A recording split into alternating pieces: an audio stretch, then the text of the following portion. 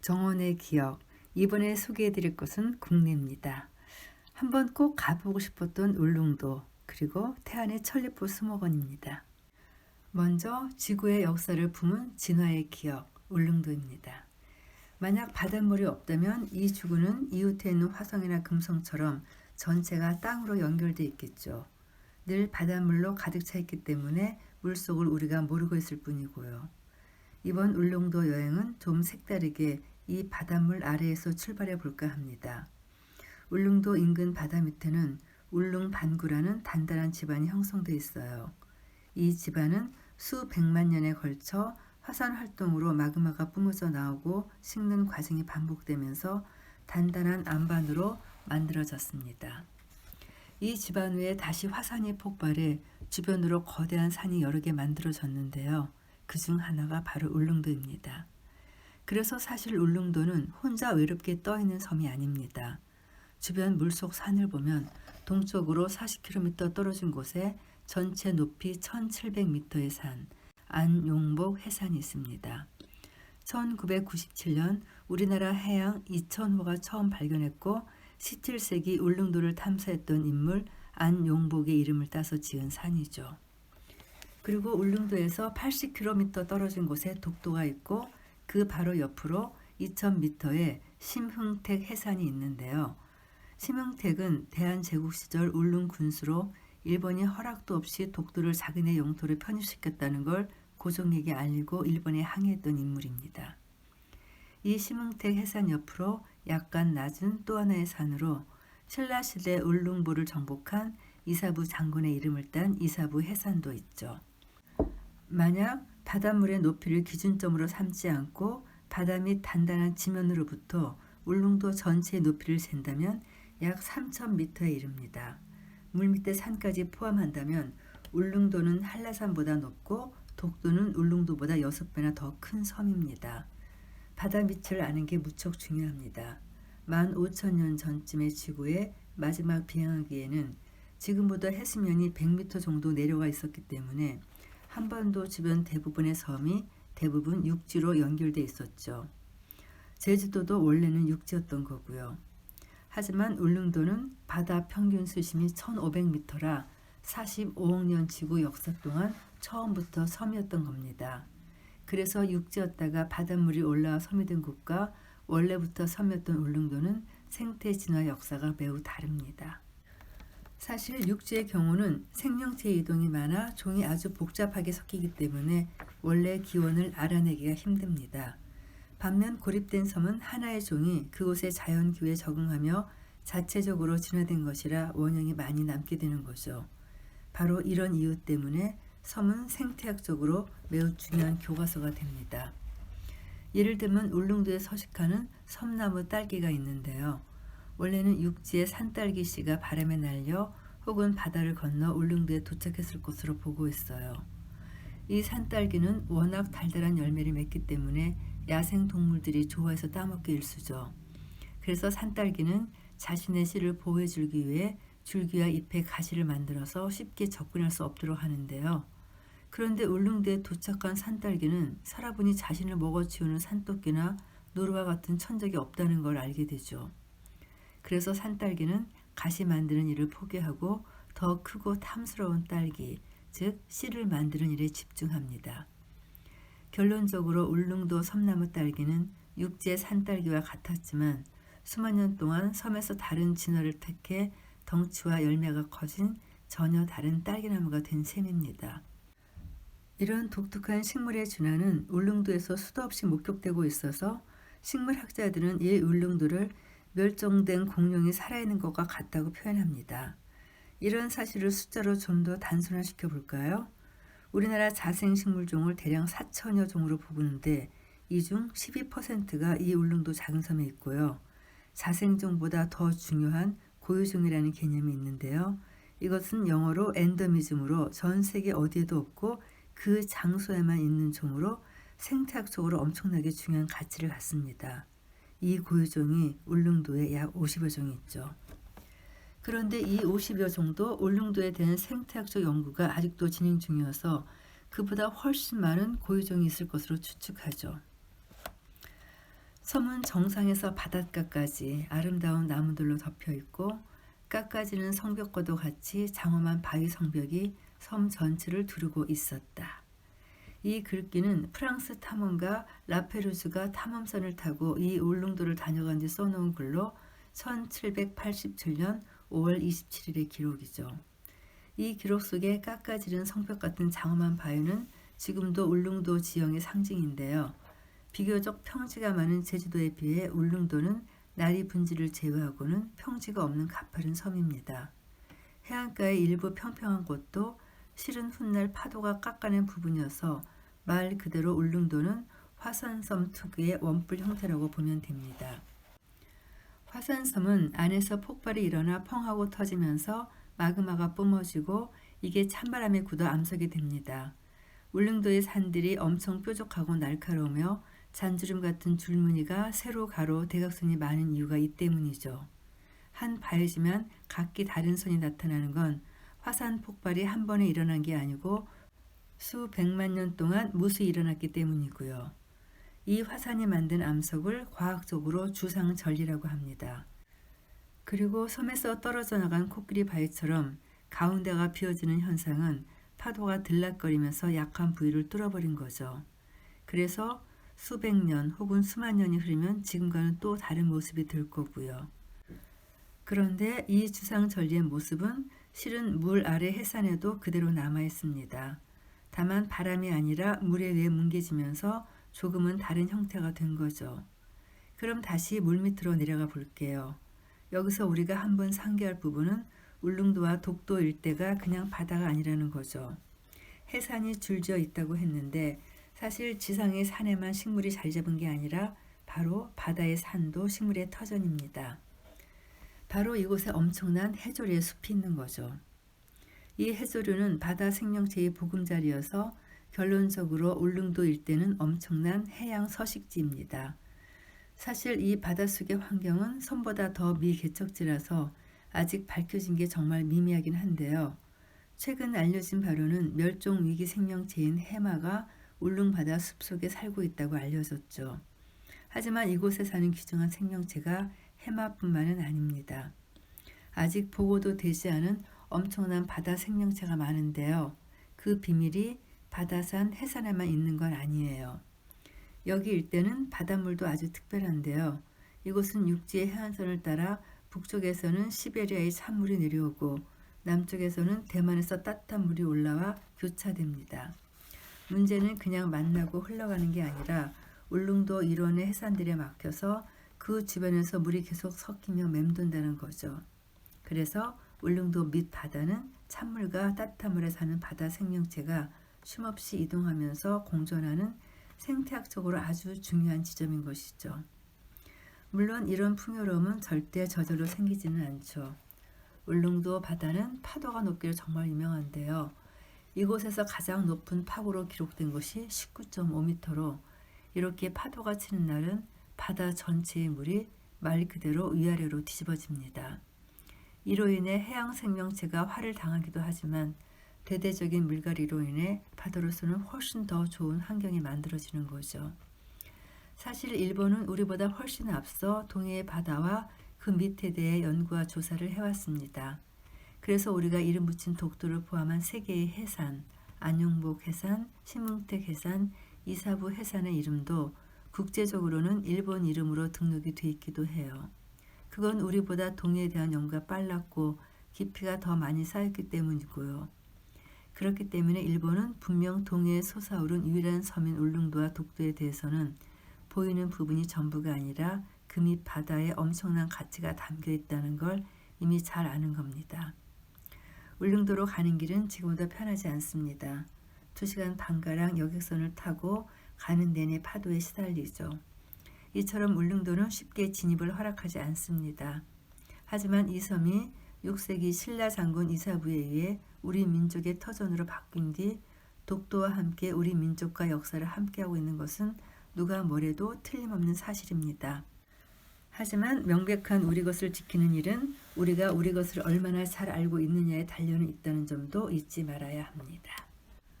저는 조만간 울릉도를 꼭 한번 가보겠습니다. 이 설명을 듣고 보니까 이렇게 알고 가서 보면 또 새삼스럽게 더 눈에 들어올 것 같아요. 이어지는 또 하나의 정원, 태안 천리포 수목원입니다.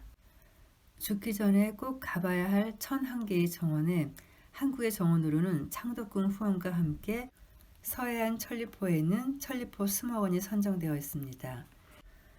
우리나라의 경우는 가장 오래된 최초의 수목원으로 홍릉과 광릉 수목원을 꼽습니다. 그리고 이 두 수목원 모두 일제강점기인 1920년대에 만들어졌습니다. 홍릉은 명성왕후의 능을 옮긴 자리에, 광릉은 조선왕조 7대 왕인 세조의 사냥터였다가 훗날 여기에 세조가 묻히며 생겼는데 바로 여기에 임업시험장을 만들면서 시작됩니다. 이 두 임업시험장의 목적은 20개 유전자를 분류하고 목록 작성, 분석 등의 일을 했고요. 그러다 1987년 88 올림픽을 앞두고 이 두 곳을 수목원으로 좀 더 격상시키는 일이 일어납니다. 그리고 광릉 수목원은 1999년 국립수목원으로 이름을 바꾸고 현재 산림청에서 관할하는 중이죠. 그렇다면 죽기 전에 꼭 가봐야 할 1001개의 정원의 제자 레 스펜서 존스는 왜 개인이 설립한 천리포 수목원을 가볼 만한 곳으로 넣었을까요? 물론 이 책은 저자의 개인적인 판단에 의해 쓰여졌기 때문에 공식적인 분석이나 어떤 기준이 적용된 것은 아니지만 저자가 이 수목원을 선택한 이유는 분명 무엇인가 이곳에 특별함이 있기 때문일 겁니다. 천리포 수목원은 1945년 미 정보 장교로 한국에 파견 근무를 온 칼 페리스 밀러가 조성한 수목원입니다. 원래는 대중에게 공개하기 위해 만든 곳은 아니고 한국과 한국의 식물이 좋아서 서해안 천리포에 땅을 구입하고 정원을 가꾸기 시작한 곳이에요. 훗날 밀러는 한국인으로 기화해 민병갈로도 불립니다. 민병갈은 원예나 정원 전문가는 아니었지만 자신만의 정원 철학은 확실했죠. 식물 자체가 주인이 되는 정원을 표방했기 때문에 인간에 의해 수영을 잡거나 억지로 약을 주고 간섭하는 행위를 가급적 하지 않았죠. 거기엔 식물뿐만 아니라 식물과 함께 더불어 사는 거미와 곤충 같은 동물에 대한 존중도 잃지 않았고요. 그래서 생전에 민병갈 원장은 다니는 산책길을 막는 거미줄조차도 걷어내지 않고 피해서 다녔다는 일화가 있죠. 하지만 그의 이런 정원 철학보다 더 깊은 천리포 수목원의 매력은 바로 식물 수집에 있습니다. 현재 천리포 수목원에는 420여 종의 목련나무, 270여 종의 호랑가시나무, 250여 종의 무궁화나무, 380여 종의 동백나무, 200여 종의 단풍나무가 있습니다. 정말 지독할 정도의 관심과 열정, 재력이 없이는 개인의 힘으로 이렇게 같은 종의 식물을 모으는 일은 정말로 힘든 일일 수밖에 없습니다. 이게 바로 천리포 수목원이 보이는 풍경과 달리 세계적으로 식물 관계자들에게 각광을 받는 이유이기도 하고요. 그런데 천리포 수목원을 다녀갔던 분들 가운데 어떤 분들은 이렇게 다양한 종류의 나무를 못 봤다고 할 수도 있습니다. 이건 목련을 제외하고 대부분 이 중요한 나무들을 억지로 인위적으로 모아서 심지 않고 천리포 수목원 곳곳에 산발적으로 심었기 때문인데요. 그래서 천리포 수목원은 반드시 발걸음을 뗄 때마다 나무에 달려있는 명찰을 주의 깊게 보아야 합니다. 그리고 가장 대표적인 수집 수목인 목련은 무리지어 심어져 있지만 보지 못한 분들이 많습니다. 그건 워낙 귀한 목련들이 심어져 있다 보니 각별히 신경을 쓰고 있어서인데요. 목련꽃이 피는 4월 한 달 정도 예약한 회원만 관람이 가능합니다. 그럼 이제 천리포 식물원의 가장 대표적인 정원, 목련원부터 천천히 살펴보겠습니다. 목련이 이 지구에 나타난 것은 약 9,500만 년 전쯤입니다. 현재 화석으로 발견된 목련나무가 약 2천만 년 전에 살았던 것으로 추정하는데요. 이게 어떤 의미인지 보자면 호모 사피엔스인 우리 인류의 출현을 약 30만 년 전으로 보니까 인류보다 300배가 넘는 시간을 산 식물인 겁니다. 원래 목련 속의 공식 과학명은 매그놀리아인데요. 이 이름은 17세기 활동했던 프랑스의 식물학자인 피에르 마뉴올의 이름에서 비롯됐어요. 이 목련의 자생지는 좀 뜬금없이 떨어져 있기도 한데요. 주요 지역은 우리나라를 비롯한 동아시아, 열대 지역인 서쪽 인도네시아, 그리고 뚝 떨어져 아메리카 대륙 전체에 분포하고 있습니다. 일반적으로 식물의 자생지는 기후에 의해 비교적 같은 지역에 묶일 때가 많은데 이렇게 여러 대륙으로 떨어져 살게 된 이유는 아마도 이 식물이 탄생했던 아주 오래전 지구는 한 판으로 구성되어 있었고 이게 시간이 흘러 대륙이 조각이나 떨어져 가면서 이런 분포를 가졌을 것으로 추정하고 있죠. 매그놀리아는 상록으로 잎이 떨어지지 않는 에버그린과 낙엽이 지는 타입으로 분류가 됩니다. 지금 현재는 약 200여 종이 남아있고 여기에서 파생된 품종이 500여 종 있어요. 그런데 천리포 수목원에 420여 품종이 있으니 정말 대단한 수집인 셈입니다. 민병걸 원정은 이 400여 종의 목련이 꽃을 피우는 4월이면 다른 약속도 잡지 않고 수목원에 머물렀다고 해요. 목련꽃을 새들이 쪼아 먹을까 싶어 그물을 쳐서 꽃을 보호해 줄 정도였다고 하고요. 목련과 함께 빼놓을 수 없는 천리포 수목원의 또 하나의 식물은 바로 호랑가시나무입니다. 이 호랑가시나무의 공식 과학명은 일렉스인데요. 이 식물이 잘 떠오르지 않는다면 크리스마스 카드에 잘 등장하는 뾰족한 잎을 가진 홀리나무를 머릿속에 그려보세요. 그 잎이 바로 호랑가시나무 잎입니다. 일렉스는 전 세계에 약 560여 종이 분포하고 있고 자생지는 아열대와 온대교에 걸쳐 있어서 목련과 마찬가지로 잎이 지지 않은 상록과 낙엽이 지는 종이 모두 있죠. 그리고 나무의 형태가 매우 다양해서 키가 작은 관목, 덜어는 긴 줄기로 감아서 올라가는 덩굴 형태도 있습니다. 이 중 370여 품종이 천리포 수목원에서 자라고 있어서 아주 잘 정리된 식물의 명찰을 살펴보면 정말 보기 힘든 세계 여러 자생지의 일렉스와 멸종위기인 우리나라 자생의 호랑가시도 찾아볼 수 있습니다. 설립자 민병걸 원장은 2002년에 세상을 떠났습니다. 40년 동안 이 수목원의 나무를 심고 보존하는 일로 인생을 마쳤습니다. 현재 천리포는 재단에서 운영하고 있죠.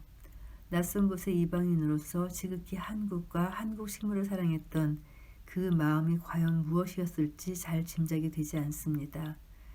그러나 그리스의 철학자 에피쿠로스는 자신의 학교를 정원학교라 칭하고 제자들에게 이렇게 강조했죠.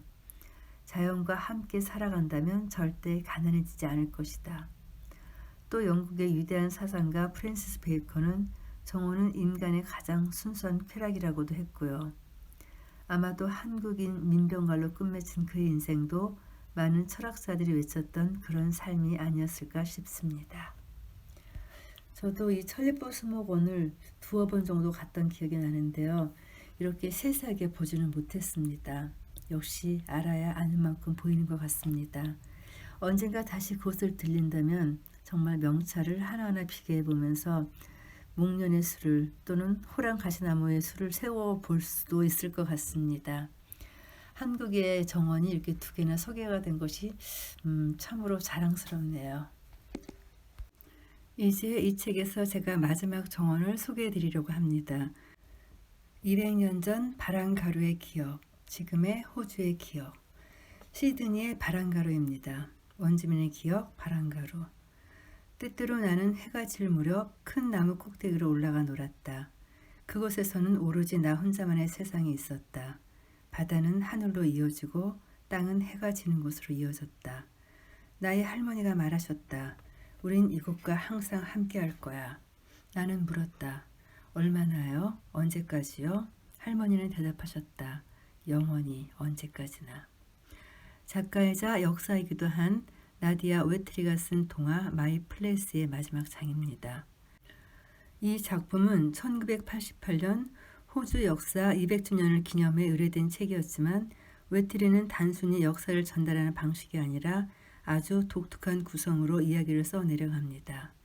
1988년으로부터 10년 단위로 같은 장소에 살았던 각기 다른 어린이들의 이야기를 들려주는 방식이었죠. 그래서 이 200년 이야기 속에는 총 21명의 어린이 캐릭터가 등장합니다.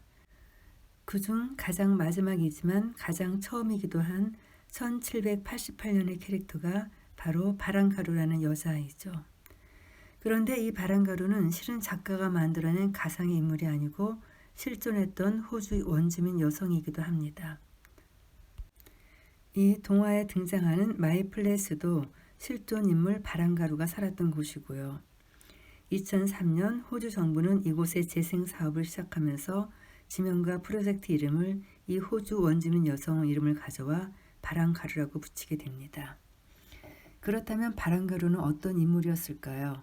사실 1700년대 바랑가루의 활약이 대단했습니다.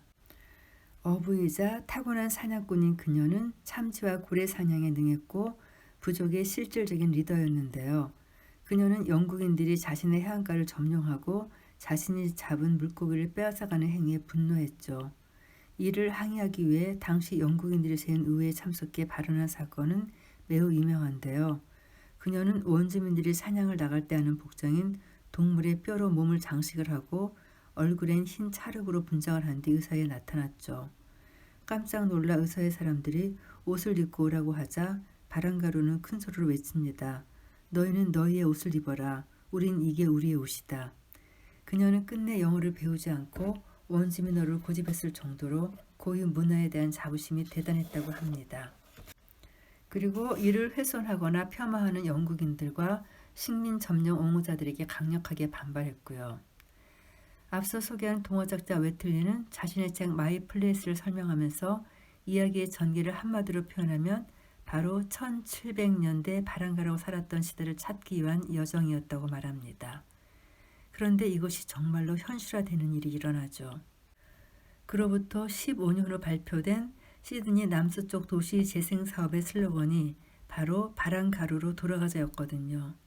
바랑가루의 기억이 점점 사라진 이곳은 21세기에 이르러 거대한 항구 도시로 발전하면서 인공 지반 항만 시설이 지어지게 됩니다. 하지만 이것도 시간의 흐름에 쓸모가 다하면서 이곳을 재생하자는 움직임이 생기게 되는데 그게 바로 바랑가루 프로젝트였던 것이죠. 당시 호주 정부는 국제적인 디자인 공모를 실시합니다. 워낙 넓은 곳인데다 예산이 컸던 탓에 전 세계에서 출품된 작품 수가 무려 137개나 됐고 이 중 엄청난 경쟁을 뚫고 선정된 작품은 훗날 9.11 테러로 사라진 뉴욕 세계무역센터 자리에 기념공원을 디자인한 피터 워커가 세운 디자인 회사 PWP 랜드스케이프였거든요. 당선된 이 계획안은 화물선 선착장과 비행장으로 사용하기 위해 해안선에 덧대어진 콘크리트 지반을 없애고 1700년대 원래의 해안선을 복원하여 시민의 공원으로 돌려준다는 것이었습니다. 바랑가루 도시계획은 남쪽으로는 상업 주거지역을 만들고 그 위에 대규모 바닷가 공원을 만드는 것이었는데요. 2004년 시작된 공사는 처음에는 매우 순조로웠죠. 그런데 공사 중 변수가 생깁니다. 남쪽 상업지에 들어설 예정인 75층 건물인 크라운 호텔 부지가 방파제로 쓰이던 곳에 위치했던 건데요. 만약 그 계획안대로 여기에 75층 건물을 세우게 된다면 호텔 자체는 바다에 떠있는 덜 나위 없는 경관을 확보할 수 있지만 호텔을 제외한 모든 지역에서는 바다의 경관을 볼 수가 없게 되는 셈이었거든요. 시민단체와 언론의 반발이 이어졌고 이로 인해 바랑가루 사업은 중단된 채 재검토에 들어갑니다. 논의는 생각보다 오래 걸릴 수밖에 없었는데 그건 바랑가루 도시 재생 프로젝트의 가장 큰 후원자가 바로 크라운 호텔이었기 때문이었죠. 하지만 결국 크라운 호텔의 양보로 수년 동안 중단되었던 바랑가루 프로젝트는 호텔의 자리가 시드니의 오페라 하우스를 가리지 않는 해안선 안쪽으로 바뀌며 일단락됩니다. 바로 이때를 기점으로 바랑가루 프로젝트는 아주 중요한 전환을 맞게 되죠. 그건 바로 시민의 목소리가 커지고 시민이 직접 계획에 참여할 수 있는 장이 열리는 계기가 된 겁니다. 사실 바랑가루는 세계에 많이 만나고 있는 지점이어서 이곳에선 매년 첫 해의 시작을 알릴 때 대형 불꽃소가 열렸고 또 광장이 필요한 시민들에겐 일종의 거대한 모임 장소였거든요. 2011년 시드니 시민단체는 바랑가루를 시민에게 돌려달라는 목소리를 높였고 또 자발적으로 이곳에서 다양한 대중 공연을 펼칩니다. 그 중에 가장 대표적인 공연이 바랑가루 시대의 원주민 문화를 알려주는 공연이었는데요. 결국 호주 정부는 원한을 받고 호주 원주민 문화를 알리고 나눌 수 있는 시민광장으로 이 공간을 변모시키게 됩니다. 이렇게 다시 입안된 계획서에서는 바란가루를 3개의 영역으로 나누고 남쪽은 원한대로 상업 주거 밀집 지역으로 여기에 호텔, 쇼핑타운이 자리를 잡고 가운데에는 시민을 위한 오픈된 극장, 바란가루 오픈 극장이 되죠. 그리고 가장 위쪽엔 항만시설을 없애고 호주 자생의 수목원 공원이 생기게 됩니다. 이제 좀 더 바란가루 안으로 깊숙이 들어가 보면요. 2020년 집계를 보면 이 바란가루 일대는 세계에서 가장 넓은 영역의 프리신트가 되었습니다. 해안길을 포함해 수 킬로미터로 연결된 이 프리신트가 시드니 시민들에게 아주 큰 역할을 하고 있는데요. 프리신트란 일종의 건축 및 도시 계획에서 쓰이는 용어로 긴급 차량 외에는 차량 진입이 안 되는 도로 혹은 광장을 말하죠. 즉 차량 진입이 안 되기 때문에 걷거나 동력 없는 자전거 정도로만 이동이 가능합니다. 이 프리신트는 도시 중심부에서는 정말 중요한 기능을 하는데요. 기존의 도시들은 사람이 북적이는 상업 공간일수록 차량도 많아져서 안전 문제 외에도 소음, 공해 등으로 인해 도시 생활의 만족도가 현격히 떨어질 수밖에 없거든요. 이 문제를 해결하기 위해서 시내로 들어오는 길을 막고 주차를 시내 외곽에 한 뒤 셔틀버스를 이용하거나 혹은 걸어서 들어오게 하는 거죠. 대신 시내 중심부는 안전하게 걸을 수 있는 거리를 만들어서 그 이용도를 높이고요. 이미 많은 연구와 논문을 통해 이 프리신트가 많을수록 잘 구성되어 있을수록 그곳에 사는 도시인들의 삶이 건강해지고 도시 자체의 아름다움이 유지된다는 것이 증명되었죠. 현재 유럽의 오래된 도시들이 바로 시내 중심부를 이 차량 통행이 불가능한 프리신트로 바뀌는 것도 이 때문이고요. 두 번째로 바란가루에서 놓치지 말아야 할 부분은 바로 환경을 지키기 위한 노력인데요. 바란가루의 가장 독특한 랜드마크는 해안가에 놓인 거대한 시드니 샌드스톤일 텐데요. 정확하게 사각형으로 조형된 이 돌들이 마치 테트리스 게임처럼 크기와 높이가 다르게 놓여 있습니다. 그런데 이 돌들은 먼 거리에서 가져온 게 아니라 바로 인근의 자생 사암을 잘라온 곳으로 예술적 감각이 뛰어나죠. 하지만 이 아름다움 속에 기능적인 부분도 숨겨져 있는데요. 이 사암 조각들이 인공적으로 만든 콘크리트 블록이나 시멘트 항만 시설을 대신해 해안선을 지키는 역할을 하는 거죠.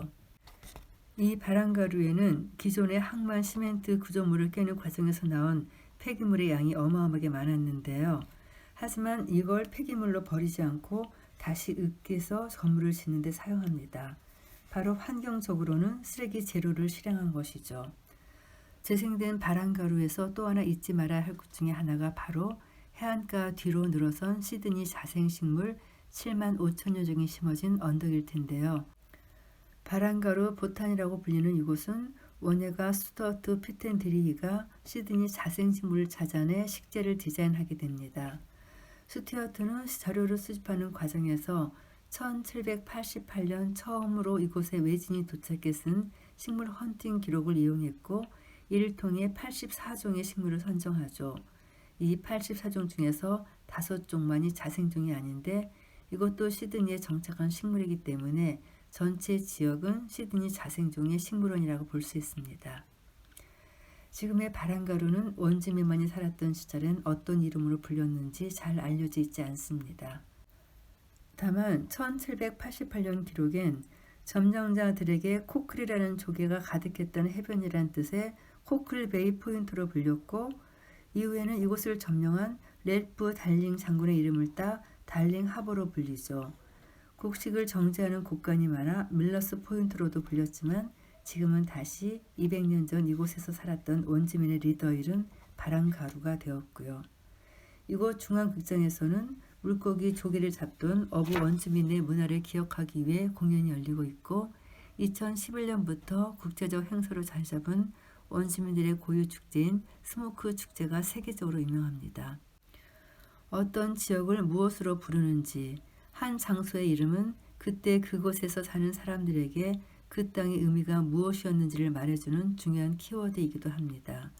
지금의 호주를 생각하면 바란가루의 바람처럼 부족의 문화가 온전히 지켜졌다고는 볼 수 없죠. 하지만 200여 년의 시간이 흐른 뒤 그녀가 살았던 터전이 다시 그녀의 이름으로 불리고 지금의 사람들이 그녀를 이렇게 기억하게 된 것은 분명 이 땅의 기억이 만들어낸 일이기도 할 겁니다. 그런 의미에서 작가 외톨이의 동화 마지막 구절이 다시 한번 생각나네요. 우린 항상 이곳과 함께 할 거야. 영원히 언제까지나. 아무것도 아닌 것 같은 장소에 스토리가 입히면 뭔가 생명을 얻는 것 같죠. 호주에 이렇게 멋진 곳이 있다는 것을 처음 알았네요. 바랑가루라는 이름이 주는 멋지고 오래되고 소중한 기억 같은 거. 정말 호주에 갈 만한 이유가 충분한 것 같아요. 이번에 읽었던 정원의 기억은 정원에 대한 새로운 인식을 갖게 했어요.